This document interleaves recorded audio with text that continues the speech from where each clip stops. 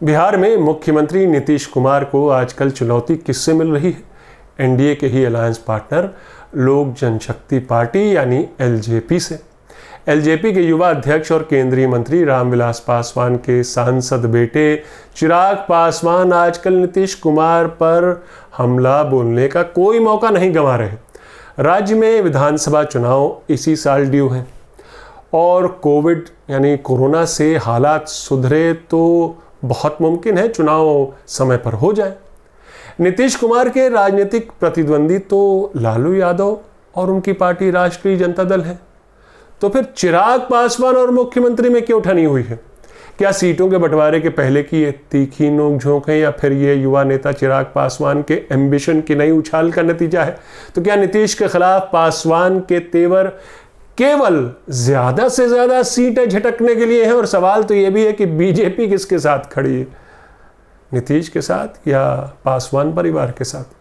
क्या अंदर खाने बीजेपी नीतीश के खिलाफ चिराग को आगे कर न्नीतीश की ताकत को, एनडीए में नीतीश के वर्चस्व को कमजोर करने की कोशिश कर रही? नमस्कार, मैं हूं आपका न्यूज़बाज प्रभात शुक्ल। मेरा आज का सवाल, क्या बिहार एनडीए में खींचतान नीतीश कुमार के वर्चस्व को चुनौती है? अपने जवाब हाँ या ना में ज़रूर दीजिएगा। बिहार में कोरोना और बाढ़ का आतंक है, मगर राजनीतिक पार्टियों का फोकस बड़ा क्लियर है और फोकस में है बिहार चुनाव। राजनीतिक पार्टियों ने अपने हितों को साधना शुरू कर दिया है। शतरंज की बिसात में आपके सहयोगी वैसे तो आपके साथ होने चाहिए, लेकिन यहाँ पर प्रतिद्वंदी बनकर बैठे हैं। चिराग पासवान, जिन्होंने बिहार फर्स्ट, बिहारी फर्स्ट का नारा दिया अध्यक्ष बनने के बाद, पार्टी अध्यक्ष बनने के बाद, वो नीतीश कुमार सरकार की बाकायदा नाकामियां गिनवाने में जुट गए हैं। नीतीश के खिलाफ एलजेपी के गुस्से का बड़ा कारण ये भी था या है कि एलजेपी ने पिछले महीने होने वाले एमएलसी चुनाव के लिए अपने कैंडिडेट उतारने चाहे थे, मगर जेडीयू ने मांग खारिज कर दी।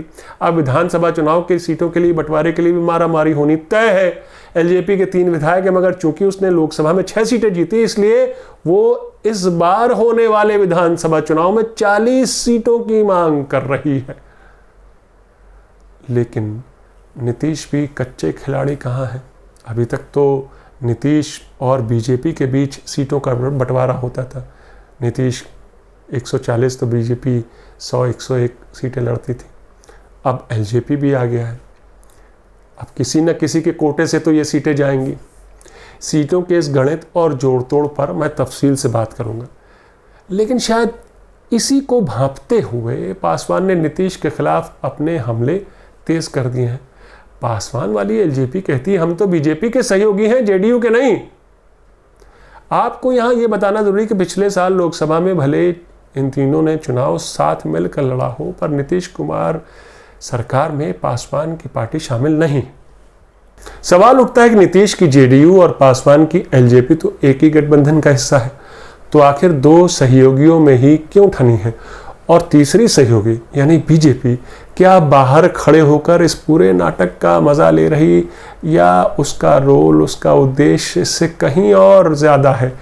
एक बात ये भी समझिए, आखिर बीजेपी जो केंद्र में सत्ता में है, जो विपक्षी पार्टियों वाले राज्यों में तोड़ फोड़ करके जैसे तैसे ऑपरेशन कमल के जरिए सत्ता में आने के लिए पूरा दमखम लगा देती है, मध्य प्रदेश उसका ताज़ा उदाहरण है, और राजस्थान में जो चल रहा है वो भी बीजेपी के इसी ऑपरेशन कमल की कड़ी कही जाएगी।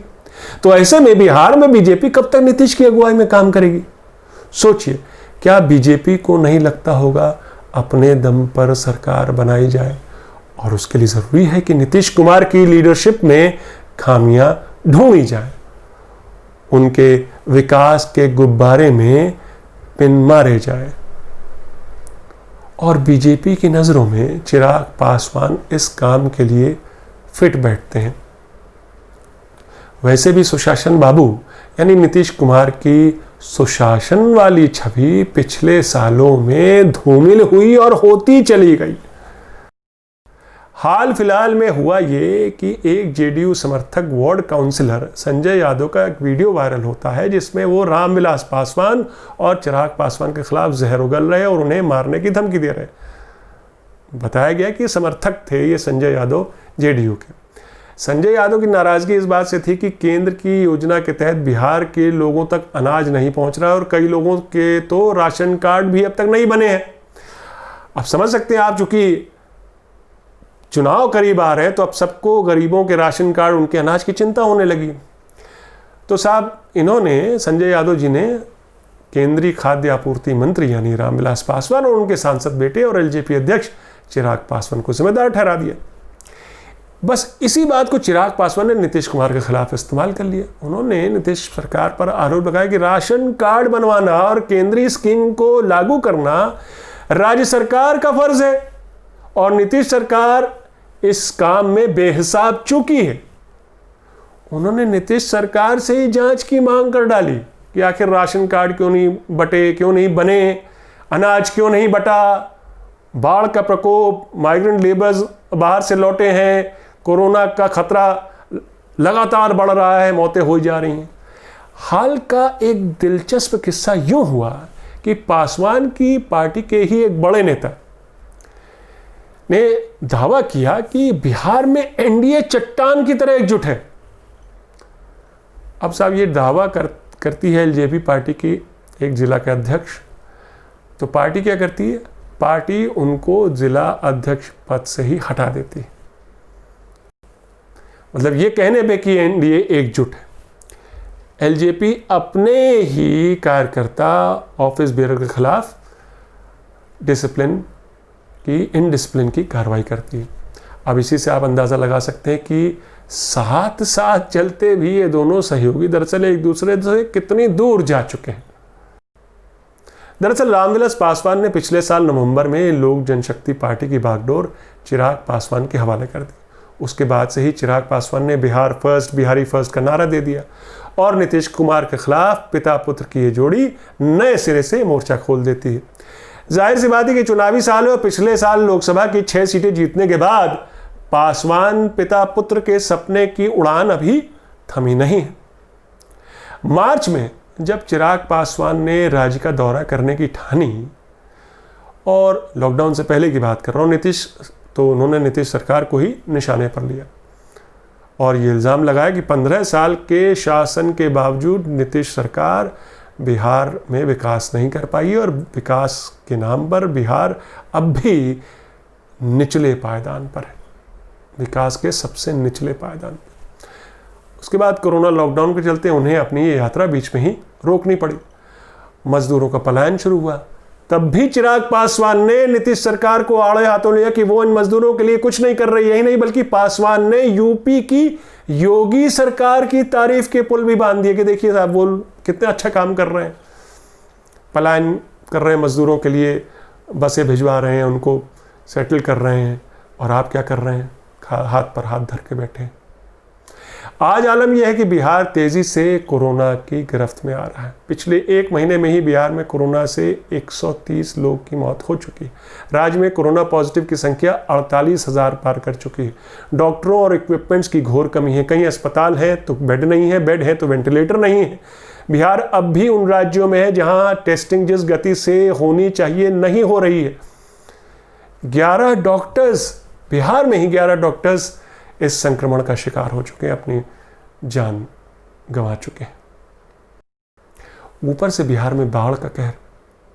बिहार के 12 जिले बाढ़ग्रस्त हैं और 40 लाख लोग सरकारी सहायता के रहमो करम पर हैं, मगर वो सहायता पहुंच नहीं पा रही है। और ये तमाम रिपोर्ट्स में, टीवी की रिपोर्ट्स में भी हम देख रहे हैं आजकल लोग घर से बेघर हो चुके हैं। गमगीनी और भूख बस यही इफरात में है। इस माहौल में राजनीतिक पार्टियां बस वोट बटोरने की होड़ में लगी हैं। चुनाव की तैयारी जोर शोर से है। सब लोगों के बीच अपनी पैठ बढ़ाने के इरादे से अपनी राजनीतिक रोटियां सेकी जा रही हैं। वर्चुअल रैली का सिलसिला तो बीजेपी ने शुरू कर दिया था करीब 1 महीने पहले ही आज से। तो आप समझ सकते हैं कोरोना पीछे जा चुका है, चलो चुनाव की ओर। हालांकि 2015 में, अब यहाँ पर आपको गणित समझाता हूँ बिहार विधानसभा और सीटों के बंटवारे को लेकर। 2015 में नीतीश कुमार ने लालू के साथ मिलकर चुनाव लड़ा, अगर आपको याद हो, विधानसभा चुनाव। फिर पाला बदल के वापस बीजेपी से हाथ मिला लिया। लेकिन 2010 के चुनाव में जेडीयू और बीजेपी के बीच सीटों का जो बंटवारा हुआ था, उसमें बीजेपी 101 और जेडीयू, नीतीश वाली जेडीयू 142 सीटों पर लड़ी थी।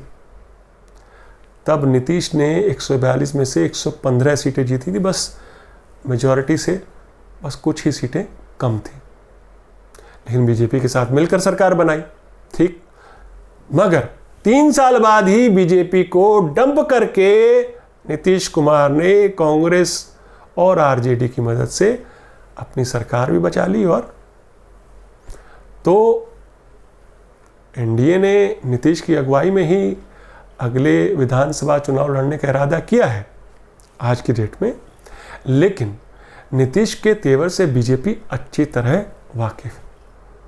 नीतीश दूसरी नाव में सवार होने का हुनर भी जानते हैं, इसलिए मजबूत नीतीश बीजेपी के लिए बहुत अच्छी सिचुएशन नहीं होगी आज के माहौल में, जब केंद्र में इतना प्रचंड बहुमत है मोदी सरकार के पास और सारे राज्यों में भी बस अपना वर्चस्व कायम करने की कोशिश हो रही है। तो बिहार, जहाँ पे इतने सालों से, 15 सालों से मिली जुली सरकार चलाती आ रही बीजेपी, कुछ अगर एक अरसा, एक वक्फा छोड़ दिया जाए, तो आज बीजेपी का ये सपना होगा कि किसी तरह से अपनी एक मेजॉरिटी की सरकार हो। अब इसके लिए उसे किसी छोटे प्लेयर के हाथ मजबूत करने होंगे जो आड़े समय उनके काम आए। लेकिन नीतीश को भी पता है कि एलजेपी को ज़्यादा सीटें देना यानी अपने वर्चस्व से ही समझौता करना। बिहार की राजनीतिक लड़ाई के नतीजे शायद बहुत चौंकाने वाले ना हों, क्योंकि लालू यादव जेल में है और उनकी पार्टी की कमान बेटे तेजस्वी के हाथ में। लेकिन क्या तेजस्वी या राजद नीतीश सरकार को वो चुनौती दे पा रहे जिसके लिए उनके पिता के तेवर जाने जाते थे? तेजस्वी से ज़्यादा सुर्खियां तो चिराग पासवान बटोर रहे, मानो वो ही बिहार में विपक्ष के नेता हों। मेरा आज का सवाल फिर दोहराता हूं, क्या बिहार एनडीए में खींचतान नीतीश कुमार के वर्चस्व को चुनौती है? अपने जवाब हाँ या ना में ज़रूर दीजिएगा। तो ये थी आज की न्यूज़बाजी। फिर मिलेंगे एक नई न्यूज़बाजी के साथ। तब तक के लिए नमस्कार।